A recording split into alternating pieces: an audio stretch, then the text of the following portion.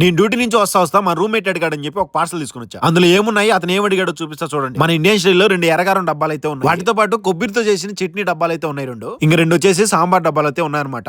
అన్ని రెండు ఎందుకు ఉన్నాయంటే అతనికి నాకు 2 ప్లేట్లు అయితే ఆర్డర్ పెట్టాను కాబట్టి సపరేట్ గా రెండు. అతను అడగగానే ఈ పార్సల్ ఎందుకు తీసుకొని వచ్చానంటే కోవిడ్కి వచ్చి దాదాపు 4 రోజులు అయిపోతుంది. దోశలు కారం ఇడ్లీలు తిని చాలా రోజులు అయిపోతుంది, నాకు తినాలనిపించింది. ఒక్కో ప్లేట్ లో 3 దోశలు అయితే ఉన్నాయి. ఈ 3 దోశలు సెట్ వచ్చేసి 500 ఫిల్స్. ఈ 2 ప్లేట్లు కాస్ట్ వచ్చేసి మనకు దినార్ పడ్డాయి. 6 దోశలు 290 రూపాయలు పడ్డాయి. ఒక్కో దోశ ఎంత పడిందో కామెంట్ చేయండి. కొత్తగా కోవిడ్ వచ్చాడు కాబట్టి కొంచెం బాధపడుతున్నాను. మనకు అన్ని అలవాటు అయిపోయాయి కాబట్టి నేనున్నా నీకేం కావాలని అడుగు తీసుకుని వస్తానని చెప్పి దోశల కోసం మామూలుగా సాల్మియాకి వెళ్ళేవాడిని. మాకు రీసెంట్ గా తెలిసింది దగ్గరలో ఉన్న జమియాలోనే కేరళ మొత్తంలో దోశలు అమ్ముతున్నారు. తినేకాడ మాత్రం అసలు డబ్బే లెక్క చేయం. సాంబార్ అనుకుంటే భయంకరమైన స్పైసీగా chicken curry, dosa chicken curry అనుకుంటేనే నోట్లోంచి నీళ్లు ఊరిపోతాయి. అలాంటివి తింటా ఉంటే ఎట్టుంటుందో మీరే ఊహించు. ఎర్రగారం కొబ్బరి chutney and chicken curry 3 mix చేసి టేస్ట్ వేరే లెవెల్. మా అమ్మ నాకు ఎప్పుడు చెప్తుండేది మన చుట్టుపక్కల వాళ్ళు బాగుంటే మనం బాగుంటాను. చూసారు కదా, మీకు ఈ వీడియోలో అనిపించిందో కామెంట్ చేసి ప్లీజ్ వీడియోకి లైక్ చేసి సబ్స్క్రైబ్ చేయండి. బాయ్.